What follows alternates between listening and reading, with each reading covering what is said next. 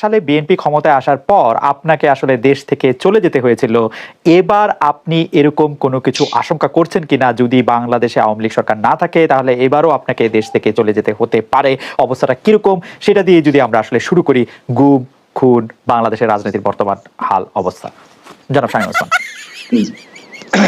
জি খালেদ ভাই, আপনাকে ধন্যবাদ। একের পরে আমাকে দেশ ছেড়ে যেতে হয়েছে। ইট ইজ ট্রু যে আমাকে দেশ ছেড়ে যেতে হয়েছে, এবং আমি যে দেশ ছেড়ে গেছি সেটা জাতির পিতার কন্যা মাননীয় প্রধানমন্ত্রীর একবার না কয়েকবারের নির্দেশের পরিপ্রেক্ষিতে। কারণ আপনার নিশ্চয়ই মনে আছে, আপনি একজন প্রতিযোগিতার সাংবাদিক, তো সেখানে যে বিষয়টা হচ্ছে যে আপনার খুব স্পষ্ট মনে আছে যে 2001-এর আগে আমি নারায়ণগঞ্জে সারা বাংলাদেশের বুদ্ধিজীবী বলতে কবি শামসুর রহমান সাহেব, প্রফেসর কবিচৌধুরী স্যার, মান্নান স্যার, মানে এই ধরনের যারা বিচারপতি কে এম সোহান স্যার, ওনাদেরকে নিয়ে প্রায় 65 জন বুদ্ধিজীবী যারা বুদ্ধি বিক্রি করে খেতেন না, হ্যাঁ, যারা সত্যিকারই বিদ্যুদীপ্ত মানুষ ছিলেন, তাদেরকে নিয়ে নারায়ণগঞ্জে একটি অনুষ্ঠান করেছিলাম জাহানারা ইমামের স্মরণে। কিন্তু নারায়ণগঞ্জে আওয়ামী লীগের শুরু হয়েছে, এখান থেকে শুরু করলাম। কি চান? বলে যুদ্ধাপরাধীর বিরুদ্ধে কথা বলো। তখন আমরা বলেছিলাম যারা 30 লক্ষ মানুষের জীবন নিয়েছে, 2 লক্ষ মানুষের সম্ভ্রম নিয়েছে, ওই গোলাম আজম গং, শুধুমাত্র ওই গোলাম আজম গং কথাটা উচ্চারণ করেছিলাম যে তাদের এই নারায়ণগঞ্জের পবিত্র মাটিতে প্রবেশ নিষিদ্ধ। পরে নিজামী সাহেবকে ইয়ে করা হয়,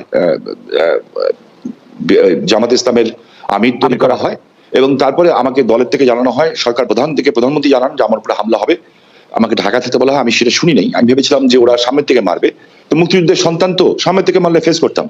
কিন্তু নারায়ণগঞ্জে 2001-এর 16 জুনে বোমা হামলা হয়, যেখানে 20 জন মানুষ নিহত হয়, এবং আমার এই হাতটা খুলে যায়, বা পাটা অচল হয়ে যায়, আমি পঙ্গু হয়ে যাই। এবং সেই শক্তি তখন ক্ষমতায় আসে। এবং আপনি শুনে অবাক হবেন, আপনি একজন ম্যাজিস্ট্রেট ছিলেন, আপনি আইনের ছাত্র, আমিও আইনের ছাত্র। এই বোমা হামলা যেটা আমার উপরে ঘটিয়েছিল, এবং যখন জ্ঞান ফেরার পরে আমি একটা কথাই বলেছিলাম যে শেখ হাসিনাকে বাঁচান, তখন বিএনপি নেত্রী খালেদা জিয়া বলেছিলেন যে আমরা নাকি আমাদের বোমা হামলা নিজেরাই ঘটিয়েছি, কারণ জাতির পিতা কন্যা শেখ হাসিনার পরিবারের নিরাপত্তা আইন পাশ করার জন্য। এবং 16 জুনের এই বোমা হামলার ঘটনা যখন বিএনপি ক্ষমতায় আসে, তখন কিন্তু আমাদের উপরই চাপিয়ে দেওয়া ছিল। শুধু আমার উপরে না, আমার বাড়ির বউ, ভাবি, মেয়ে, ছেলে, ভাই, সবার উপরে চাপানো হয়েছিল। এই শক্তি, আমার মনে হয় যে আপনার প্রশ্ন উত্তর ক্লিয়ার।